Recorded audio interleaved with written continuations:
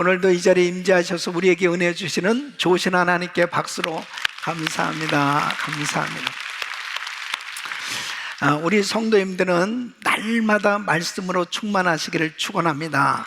말세를 사는 우리 성도님들은 특별히 이 요한계시록에 대한 이 말씀을 잘 이해하는 것이 얼마나 중요한지 몰라요. 이 요한계시록은 앞으로 장차 될 일들에 대해서 기록된 하나님의 말씀입니다. 그래서 이 땅을 사는 모든 교회 성도들이 알아야 될 말씀입니다. 그것은 하나님의 스케줄이 다 기록되어 있기 때문에 이 하나님의 스케줄대로 모든 일이 다 이루어져 가고 있어요. 특별히 환난을 당하고 정말 힘든 그런 성도들일수록 말씀을 통해서 넉넉히 이길 힘과 또 은혜 가운데 승리할 수 있기 때문에 이 귀한 말씀을 잘 이해하는 것이 참으로 중요합니다. 특별히 요한계시록 22장은 요한계시록의 마지막 결론 부분이에요. 어떤 책이든지 항상 결론이 중요하거든요. 그 작가가 의도하는 것이 무엇인가, 그 내용을 요약해서 호소하는 그러한 내용들이 항상 결론에 있는 것처럼 우리 주님께서도 이 요한계시록을 통해서 주님께서 무엇을 말씀하시는지 그 내용이 바로 이 요한계시록 22장의 결론으로 담겨져 있어요. 그래서 저는 이 요한계시록 22장을 통해서 특별히 10가지 결론을 통해서 우리 성도들에게 하나님께서 주시는 이 메시지, 이 말세에 사는 우리 성도들이 어떻게 준비되어야 할 것인가 하는 부분에 대해서 말씀을 증거하고 있는 것입니다. 특별히 우리 성도님들이 하나님 말씀을 통해서 잘 준비되어서 정말 하나님이 기뻐하시는 신앙생활이 되어지고, 그리고 주님 언제 오신다 하더라도 기쁨으로 주님을 맞이할 수 있는 그런 지혜로운 성도의 삶이 되시기를 예수 이름으로 축원합니다. 그 첫째로 이 요한계시록의 계시는 신실하고 참되다 하는 것이죠. 그래서 계시록 1장 1절 말씀 보면 예수 그리스도의 계시라 그랬습니다. 그러니까 사도 요한 자신의 생각을 전한 것이 아니고 이 계시는 바로 예수님께서 친히 주신 것이다, 예수님께서 하신 말씀이다 하는 거예요. 그러니까 이 계시록의 신적 권위를 확실히 이해한다면 이 말씀을 분명히 믿음으로 받아들일 수 있죠. 그래서 계시록 22장 6절에는 신실하고 참된지라, 이 말씀은 신실하고 참된지라. 여러분, 하나님의 말씀은 정확무한 진리의 말씀이에요. 1.1획도 변함이 없고 반드시 이루어질 말씀입니다. 반드시 속히 될 일이라는 거죠. 그래서 22장 6절에 보면 속히 될 일이다 그랬습니다. 무엇가 속히 될 일이냐면 이제 하나님을 대적하는 이 세상과 마귀는 반드시 심판을 받게 된다는 거죠. 그래서 무저갱에 갇히게 되어지고, 그리고 이제 그 무저갱에서 영원히 심판을 받게 될 그날이 있다고 하는 것을 말씀하고 있습니다. 그리고 하나님께서는 이 7년 대환난을 통해서 이제 일곱 나팔, 대접, 이 재앙을 통해서 무섭게 이 세상을 심판하고, 그리고 그렇게 하나님을 대적했던 마귀, 그리고 예수를 믿지 못하도록 미혹시키고 죄짓게 하고 그렇게 역사된 이 마귀는 이제 결국 유황불못에 던져져서 영멸하게 되어지는 심판을 받게 될 것을 분명히 말씀하고 있습니다. 그리고 우리 예수님은 말씀하신 대로 재림하시는 것입니다. 반드시 우리 주님은 재림하신다.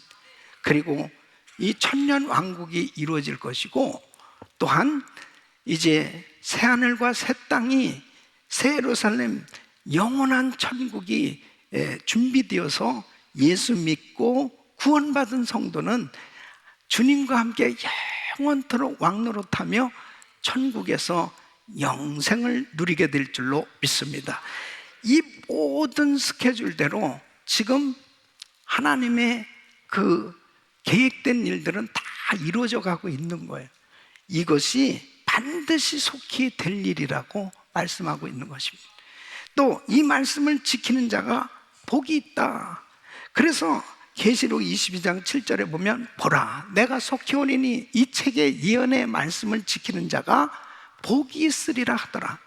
그래서 성도가 하나님의 이 말씀을 잘 듣고 또 이 말씀을 잘 깨닫고 이 말씀을 지켜 행할 때 하나님의 이 약속의 말씀이 이루어지는데, 특별히 요한계시록에서는 7교회에게 주님께서 말씀을 주셨습니다. 이 7교회는 바로 오늘날 우리가 신앙생활하고 있는 이 교회들의 모습이요 나의 신앙의 모습이다 하는 거죠.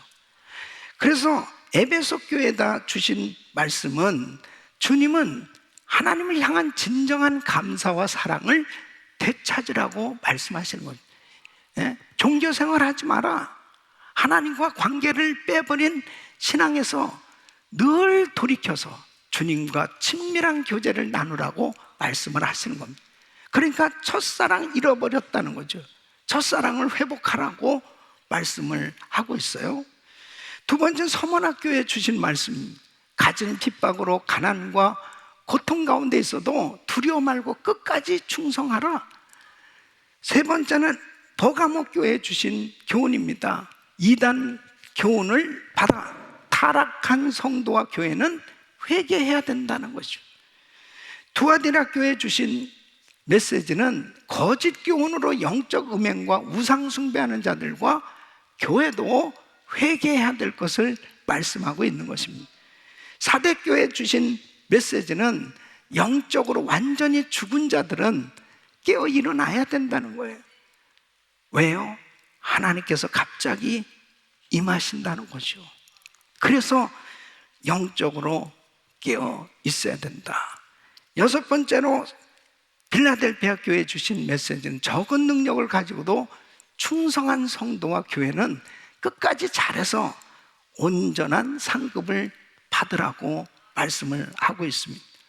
이제 라오디가 교회에 주신 메시지는 물질 부유한 것으로 복받은 줄로 착각하고 영적으로 타락한 성도와 교회는 회개하고 영적인 부유를 회복할 것을 말씀하고 있습니다. 그래서 이렇게 교회 주신 메시지를 통해서 우리가 우리들의 신앙을 다시 한번 꼭 점검해 봐야 되는 겁니다. 나는 어떤 교회, 어떤 신앙생활을 하고 있는가? 우리 성도님들은, 우리 교회는 서문학교회처럼 핍박과 환난과 어려운 시험 가운데서도 끝까지 믿음을 지키고 그리고 충성을 다하는 신앙이 되어야 될 줄로 믿습니다. 빌라델피아 교회처럼 적은 능력을 가지고도 믿음을 지키면서 하나님 앞에 면류관을 받는 그런 신앙이 되어야 될 줄로 믿습니다. 그래서 이렇게 하나님께서는 지금도 말씀하고 계신다는 거예요. 계시록 2장 7절에 보면 귀 있는 자는 성령이 교회들에게 하시는 말씀을 들을지어다. 지금도 하나님의 말씀은 우리에게 여전히 들려지고 있는 줄로 믿습니다.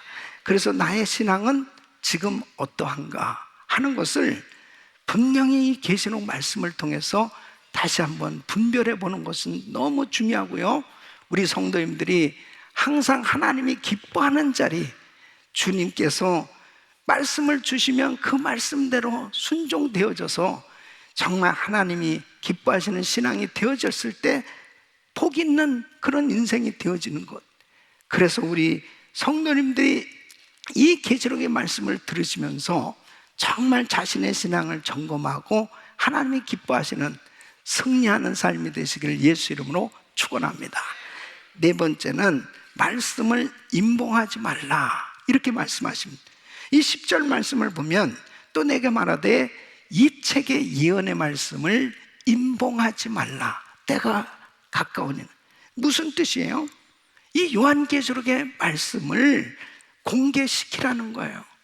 봉하지 말고 펼쳐서 많은 사람들이 읽고 듣고 그리고 이 말씀을 지키도록 그렇게 가르칠 것을 말씀하고 있습니다. 여러분, 원래 다니엘서 12장 4절에 보면 다니엘도 마지막 때 되어질 여러 가지 일들에 대해서 똑같이 계시를 받았습니다. 근데 이 다니엘에게는 뭐라고 말씀하셨냐면, 다니엘아, 마지막 때까지 이 말을 간수하고 이 글을 봉합하라. 그러니까 어마어마한 이 마지막 때 되어질 모든 계시를 받은 다니엘에게는 봉합하라고 그렇게 말씀하셨는데, 사도 요한에게는 마지막 때 되어질 일들에 대해서 봉합하지 말고 인봉하지 말고 오픈을 해라, 그렇게 말씀을 하고 있어요. 그러면 인봉하지 말아야 될 이유가 뭐냐? 그것은 때가 가까우니라. 다시 말씀드리면 주님 오실 날이 가깝다는 거예요. 그러니까 요한계시록의 내용이 말세에 일어날 이 극심한 이 시험과 환난에 대한 것들이 다 이렇게 알려주고 있는 내용 아니겠어요? 그러니까 이 말씀들을 통해서 성도들이 준비해야 되니까, 주님 오실 날이 가까우니까 성도들이 준비해야 된단 말이에요. 그래서 이 예언의 말씀을 임봉하지 말고 오픈해서 알려주라고 그렇게 말씀하시는 겁니다. 또 뿐만 아니라 그렇게 준비된 성도는 어떻겠어요? 준비된 사람은 언제 주님이 오셔도 할렐루야잖아요. 그러니까 그 성도는, 준비된 성도는 정말 복된 인생이 되는 거 아니겠어요? 그래서 이 요한계시록을 제대로 공부하고 이해하고 알게 되어지면 마지막 때 되어질 모든 일들에 대해서 다 이해가 되고 준비가 되어지니까 성도의 그 신앙생활이 건강하게 정말 하나님 기뻐하시는 그런 준비된 이 말세에 어떤 일이 일어난다 하더라도 당황하지 아니하고 하나님이 기뻐하는 신앙생활을 하니까 그 성도는 승리하는 삶이 되어지니 그 사람은 바로 복 있는 그러한 신앙이 되지 않느냐는 거예요. 그래서 우리 성도님들이 정말 이 계시록 말씀을 제대로 깨닫고 이해하고 그리고 말씀을 안다는 것은 큰 축복인 줄로 믿습니다. 그러니까 이렇게 성경을 잘못 해석하고 가르치고 이런 부분들이 자꾸 생겨지니까 사람들이 이 요한계시록을 공부하거나 이 말씀을 읽는 것에 대해서 불편하게 생각하기 쉽단 말이에요. 그런데 여러분, 말씀을 임봉하지 말라고 그랬거든. 말씀을 오픈하라고 그랬습니다. 하나님의 말씀은 그대로 믿어야 되는 거예요. 그러니까 내가 안 믿어지는 이런 부분들은, 여러분 디모데후서 3장 16절에 모든 성경은 하나님의 감동으로 된 것으로 교훈과 책망과 바르게 함과 의로 교육하기에 유익하니, 하나님의 감동으로 됐다는 건 성령으로 된 거예요. 그렇기 때문에 내가 성령의 충만함을 받지 않으면 성령의 기름 부으심이 너희를 가르치리라 그랬어요. 그러니까 성령 충만해야 하나님 말씀이 깨달아질 수 있습니다. 이 성령 충만을 받게 되었을 때 달라진 게 뭐냐면 영적인 말씀이 깨달아지기 시작합니다. 하나님의 말씀이 들려오기 시작한단 말이에요. 그러니까 육신적으로 영의 말씀이 이해가 안 됩니다. 그래서 요엘서 2장 28절에도 보면 그 후에 내가 내 신을 만민에게 부어주리니, 말세의 남종과 여종에게 모든 육체에 성령을 주신다는 거예요. 그러면 늙은이들은 꿈을 꾸고 젊은이들은 환상을 보고, 또 또 자녀들은 장래일을 말할 것이며 이렇게 말씀하고 있습니다. 그래서 이 말세에는 하나님께서 주시는 성령 충만함을 받아야 될 줄로 믿습니다. 그 성령 충만함을 받게 될 때 영적인 눈이 열려지고 하나님의 말씀이 들려오기 시작합니다. 사랑하는 성도 여러분, 하나님의 말씀을 그대로 받아들이고 믿을 수 있기를 축원합니다. 하나님의 말씀을 깨달을 수 있다는 게 축복이에요. 다섯 번째는 내버려 두라 이렇게 말씀하십니다. 자, 11절 말씀 보면 불의를 하는 자는 그대로 불의를 하고 더러운 자는 그대로 더럽고 의로운 자는 그대로 의를 행하고 거룩한 자는 그대로 거룩되게 하라 이렇게 말씀을. 이게 무슨 말씀이에요? 경고의 메시지죠. 아무리 말씀을 전해주어도 불의한 자는 전혀 받아들이지 않는다는 겁니다. 받아들이지 않으니까 뭐예요? 회개가 안 되는 거예요. 회개가 안 되니까 계속 타락하고 점점 더 악해진다는 거예요. 그러니까 여러분, 하나님의 말씀을 받고 그 말씀이 들려온다는 게 축복이에요. 그러니까 로마서 1장 28절 말씀 보면 또한 저희가 마음에 하나님 두기를 싫어하며 하나님께서 저희를 그 상실한 마음대로 내어 버려두사 합당치 못한 일을 하게 하셨습니다. 여러분, 내어 버려두사, 이거 무서운 심판입니다. 야, 그냥 내버려둬. 그거는요 엄청난 심판이에요. 내가 실수하고 잘못했을 때 하나님께서 나를 징계해 주시는 것이 은혜입니다. 어떤 사람은 그래요. 나는 뭐 이렇게 아무리 잘못해도요 그냥 뭐 난 괜찮는데 나 잘 살아요. 그게 좋은 게 아니에요. 나 이거 뭐 진짜 엉망으로 막 죄 짓고 사는데도 난 그냥 괜찮는데 나 아무렇지도 않는데. 여러분, 그게 축복이 아니에요. 잘못 살고 있는데 괜찮은 게 어떻게 축복이에요? 내 자녀가 잘못하고 있을 때 따끔하게 충고, 그리고 따끔하게 교훈을 주면서 분명하게 책망을 할 수 있다면 바로 그 자식을 사랑하기 때문에 그 말을 하는 거 아니겠습니까? 그렇게 책망하는 그 부모의 말을 제대로 듣고 돌이키는 자식은 복된 자식이 되는 거 아니겠습니까? 그거 마찬가지로 우리가 신앙생활하면서 똑같은 거예요. 나 이렇게 살면 안 되지. 나 이렇게 살면 안 되지. 그럴 때 하나님의 음성이 들려줘서 내가 돌이켜야 되겠다. 내가 이제 잘못된 습관 끊어버려야 되겠다. 그래서 하나님 말씀대로 한번 살아봐야 되겠다. 이렇게 바꿀 수 있다면 그 사람에게 은혜가 임한 줄로 믿습니다. 근데 주님이 계속 경고의 메시지를 하는데, 야, 이제 너 돌아와야지. 너 이제 그렇게 살면 안 돼. 너 이제 돌아와야 돼. 그렇게 하나님이 계속 말씀을 하는데도 불구하고 회개치도 않고 돌아오지도 않고 내 멋대로 내 마음대로 살면 주님은 이제 그대로 방치합니다. 그대로 그냥 두라는. 결국 뭐예요? 이제 심판이 임한다는 거죠.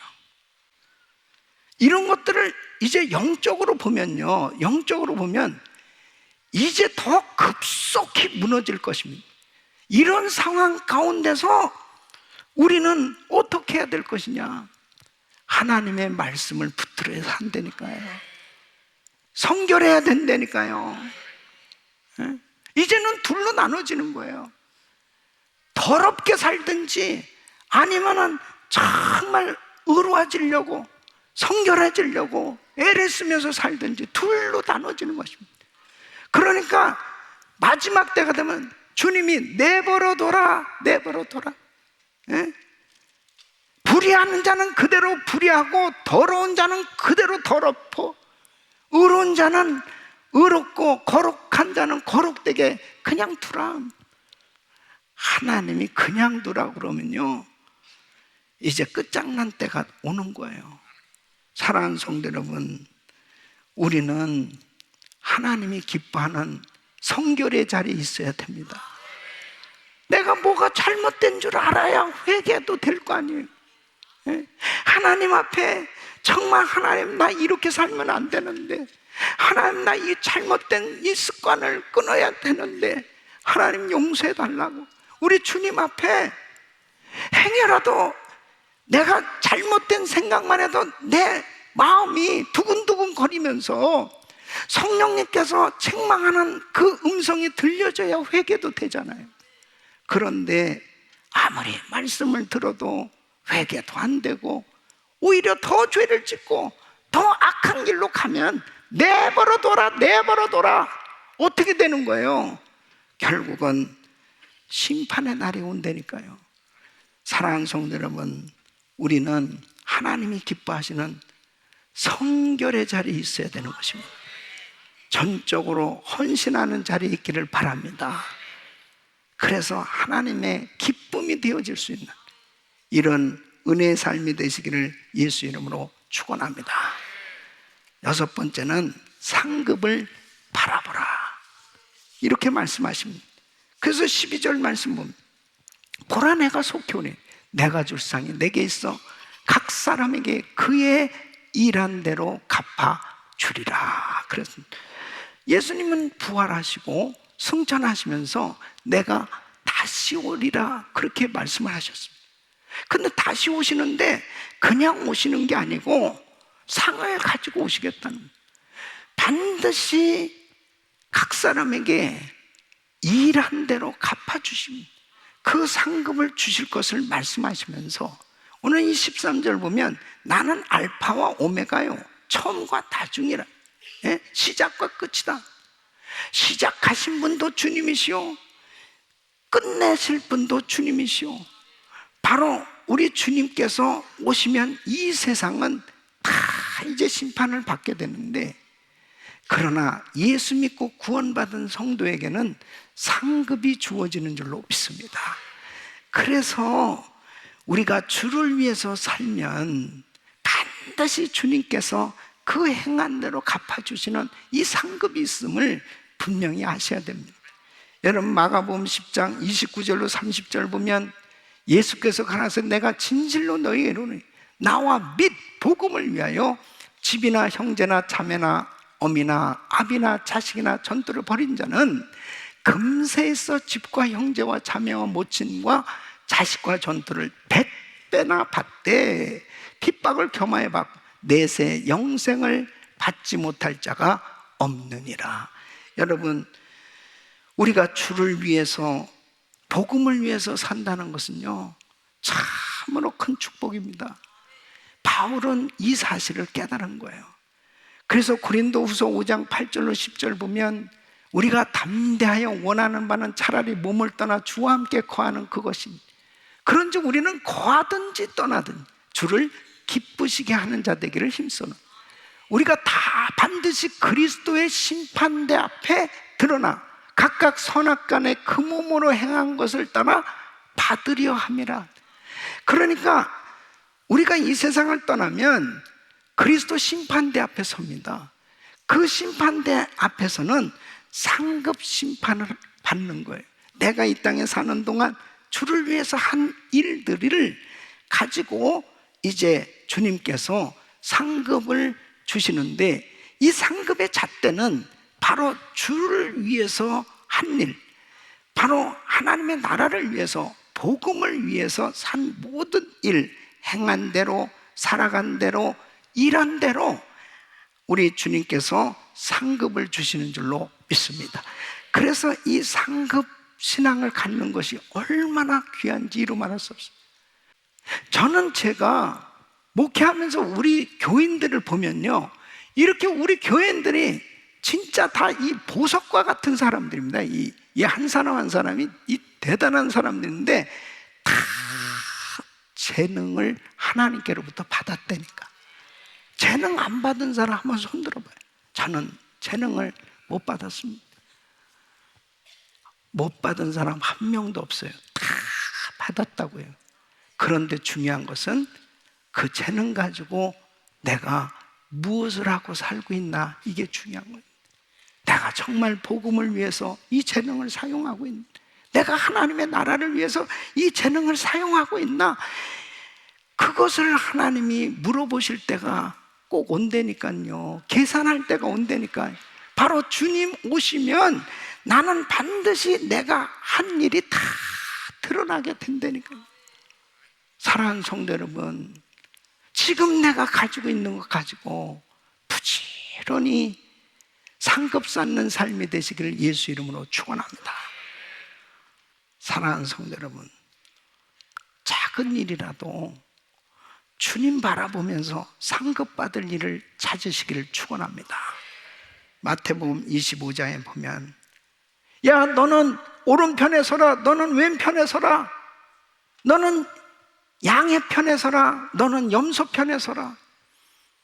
양편에, 오른편은 좋은 일 한 사람들, 하나님께로 칭찬받는, 상급받는 사람입니다. 아, 제가 어떻게 양편입니까? 오른편입니까? 야, 너는 내가 굶주렸을 때 먹을 것을 주었고, 내가 감옥에 갇혔을 때 돌아보고, 내가 병들었을 때 나를 돌아봤고, 아니 언제 제가 그렇게 했습니까? 마태복음 25장 40절에 이렇게 말씀합니다. 내 형제 중에 지극히 작은 자 하나에게 한 것이 곧 내게 한 것이니라. 내게 한 것이니라. 사랑하는 성도는, 우리 주변에요, 하나님께서 어려운 사람을 허락하시기도 하고, 우리 선교지를 이렇게 허락해 주신 이런 모든 일들은 전부 상 받을 수 있는 기회를 하나님이 우리에게 주신 거예요. 그럼에도 불구하고 내 육체에 남은 날이 얼마인지 모르지만 하나님 앞에 서는 그날까지 내 육체를 가지고 사는 동안 하나님 앞에 상 받을 일을 해야 되는데 상 받을 일도 없고 주님께 드릴 영광이 없다면 얼마나 안타까운 삶을 살고 있는 겁니까? 이제 한 해를 보내는 이 시점에 사랑하는 성도 여러분, 한 해 동안 여러분은 무엇 때문에 그렇게 바쁘셨습니까? 여러분의 그 귀한 재능과 시간과 물질과 하나님이 주신 그 큰 믿음을 가지고 얼마나 하나님 나라를 위해서 상급을 쌓는 삶을 살고 계십니까? 때로는 우리가 주의 일을 하다 보면 불편한 일이 생겨질 수 있어요. 억울한 소리를 들을 수도 있어요. 참 힘든 그런 시간들을 겪을 수도 있어요. 그런데 사도 바울은 이렇게 고백합니다. 고린도후서 5장 9절에 보면 우리는 거하든지 떠나든지 주를 기쁘시게 하는 자 되기를 힘쓰노라. 내가 주를 기쁘시게 하는 그러한 삶이 되기 위해서 때로는 힘들고 어려운 일을 겪을 때도 있고 엄청난 시험을 당하는 어려운 일이 있더라도, 그러므로 사도 바울은 이렇게 권면합니다. 고린도전서 15장 58절에 그러므로 내 사랑하는 형제들아 견고하며 흔들리지 말며 항상 주의 일에 더욱 힘쓰는 자들이 되라. 이는 너희 수고가 주 안에서 헛되지 않은 줄을 알미니라. 여러분, 주를 위해서 한 일은 절대로 헛되지 않습니다. 이제 주님 오실 날이 가깝다는 겁니다. 그래서 이제 우리는 제대로 앞으로 될 모든 일들에 대해서 제대로 하나님의 스케줄을 바로 이해하고, 그리고 하나님께 기쁨이 되어지고 하나님께 상급 쌓을 수 있는 그런 지혜로운 성도의 삶이 되시기를 예수 그리스도 이름으로 축원합니다.